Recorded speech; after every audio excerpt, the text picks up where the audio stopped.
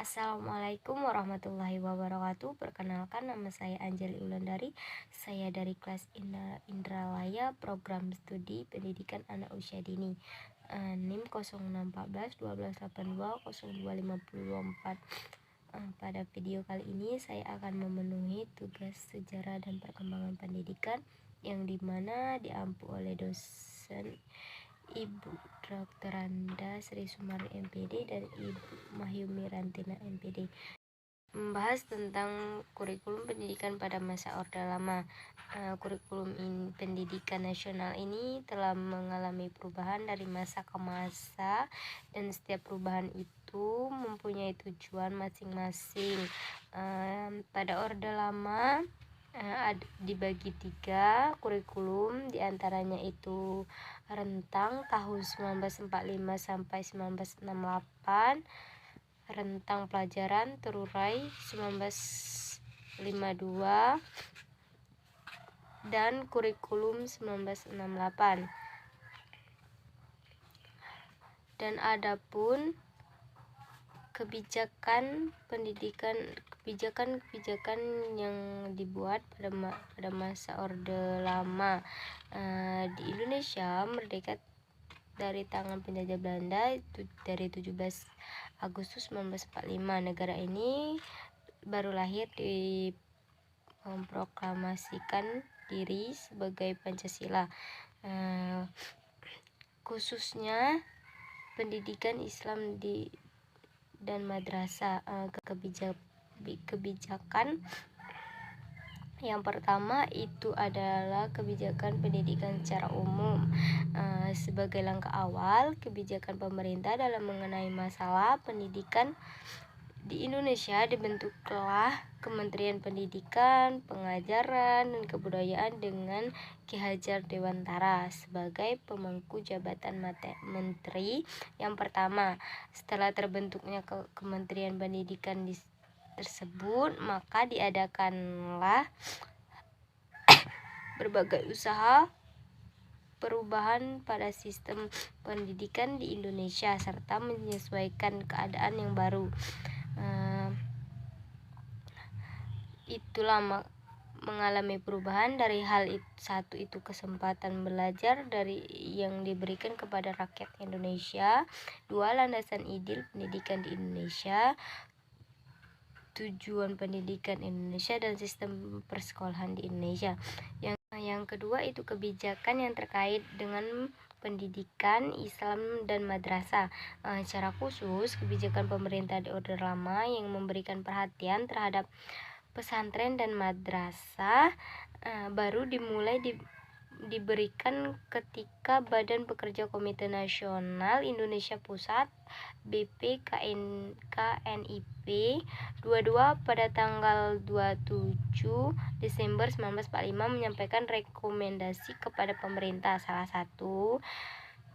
satu isi rekomendasi tersebut menyebutkan bahwa madrasah dan pesantren yang pada dasarnya merupakan salah satu sumber pendidikan dan pencerdasan rakyat jelata yang sudah berakar dan menguatkan dalam masyarakat Indonesia umumnya, hendaknya dapat memperhatian dan bantuan nyata berupa ketentuan dan bantuan menteri dan pemerintah. Ketentuan itu diantaranya itu pelajaran agama dan semua sekolah diberikan pada jam pelajaran sekolah. Yang kedua, para guru dibayar oleh pemerintah. Yang ketiga, pada sekolah dasar pendidikan dimulai melalui kelas 7. Pendidikan itu diselenggarakan seminggu sekali dan jam tertentu. Yang kelima, para guru diangkat oleh Departemen Agama. Yang keenam, para guru diharuskan juga sikap dalam pendidik umum. Yang keenam, para guru para guru agama diharuskan juga cakap dalam pendidikan umum. Yang ketujuh, pemerintah menyediakan buku dan untuk pendidikan agama. Dan yang ke-8, diadakannya latihan bagi para guru agama. Dan yang terakhir itu ada kualitas pesantren dan madrasah harus diperbaiki. Adapun dari sistem pendidikan masa Orde Lama itu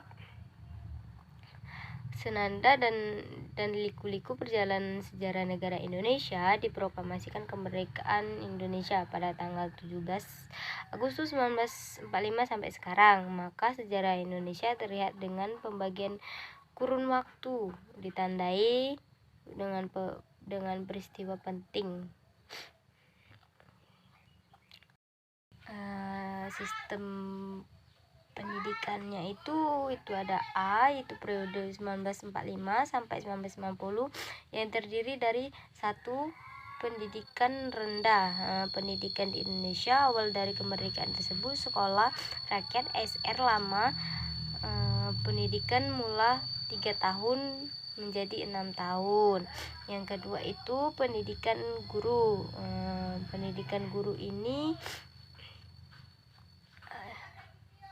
ada guru SGB, SGC dan SGA. SGB itu sekolah guru B, SGC itu sekolah guru C, dan SGA itu sekolah guru A. Dan yang ketiga itu pendidikan umum.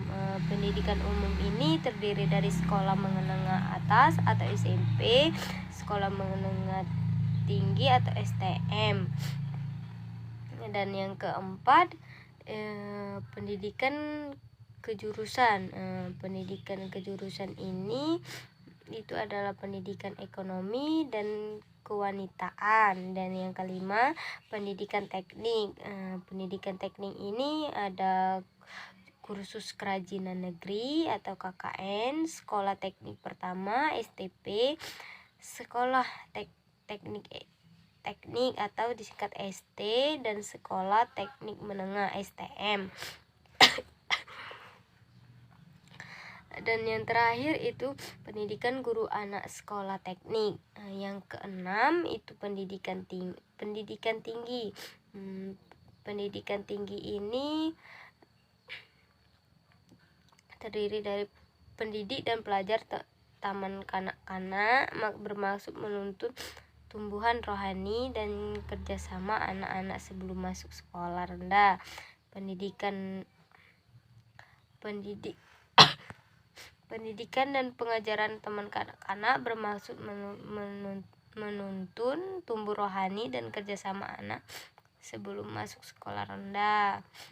Pendidikan tinggi Republik ini banyak sekali tantangannya, dari mempertahankan kemerdekaan, mengingatkan itu contoh dari pendidikan Republik itu Sekolah Tinggi Republik 19 Kementerian dan Kebudayaan Indonesia di Yogyakarta. Balai Perguruan Tinggi Gadjah Mada didirikan pada 3 Maret 1946 dan Yayasan Balai Yogyakarta. Perguruan Tinggi Kedokteran dan Kedokteran Gigi didirikan pada Februari 1946 di Malang. Perguruan Tinggi Kedokteran 2 didirikan pada 4 Maret 1946 di Solo. Perguruan Tinggi Kedokteran 1 didirikan 5 Maret 1946 di Klaten. Fakultas Pertanian dan Fakultas Farmasi berdiri pada 2 September di Klaten. Semua perguruan tinggi tercantum pada nomor 4, 5, dan 6 itu di bawah Balai Perguruan Tinggi Republik Indonesia Klaten. Yang terakhir selanjutnya itu Perguruan Tinggi Kedokteran Hewan didirikan pada November 1946 oleh Kementerian Kemakmuran Republik Indonesia di Bogor, namun dirancang aksi agresi militer 1 oleh Belanda pada pada Juli 1947 perguruan tinggi tersebut dipindah ke Klaten. Demikian juga perguruan tinggi di Malang. Dan yang terakhir Universitas Gadjah Mada didirikan 19 Desember 1949 di Yogyakarta, terdiri dari 6 fakultas. Dan yang kedelapan itu ada pendidikan tinggi penduduk Belanda. Dan yang B periode 1950 sampai 1966. Pada periode ini difokuskan antara kurun waktu seperti sesudah KMB pada 1945 dibentuk Republik Indonesia Serikat RIS. RIS ini mengenai pendidikan dan pengajaran. Di dalam UUD RIS ini diatur tentang pendidikan nasional, memiliki kebijakan yang erat. Pendidikan nasional di era dimulai dari 30 UUD 1950 RI, diantaranya tiap warga berhak mendapat pengajaran, memiliki pengajaran yang akan diikuti oleh bebas, mengajar adalah bebas. Adapun jenis-jenis pendidikan di pada masa Orde Lama itu ada 1 madrasah. Pada tahun 1990 madrasah sudah dimulai diakui oleh negara sebagai penyelenggara pendidikan formal seperti sekolah negeri lainnya. Hal ini disesuaikan dengan Undang-Undang Pasal 10 Nomor 4 Tahun 1990 tentang dasar-dasar pendidikan dan pengajaran sekolah. Yang kedua itu perguruan tinggi Islam. Pada tahun 1950 perguruan tinggi Islam yang terdiri dari fakultas-fakultas keagamaan mulai mendapat perhatian pemerintah.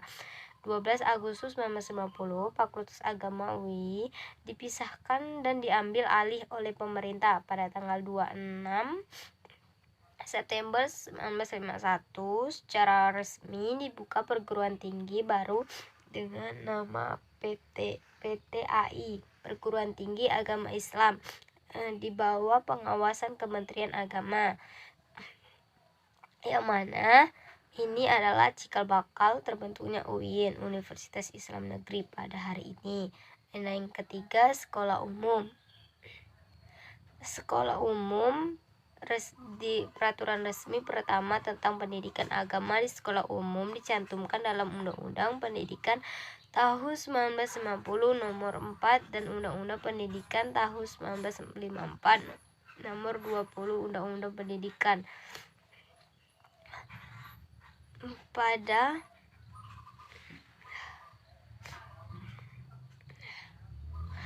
tahun 1950 hanya berlaku untuk Republik Indonesia saja. Sekian penjelasan dari saya. Apabila ada salah kata saya mohon maaf. Kepada Allah saya mohon ampun. Saya akhiri. Assalamualaikum warahmatullahi wabarakatuh.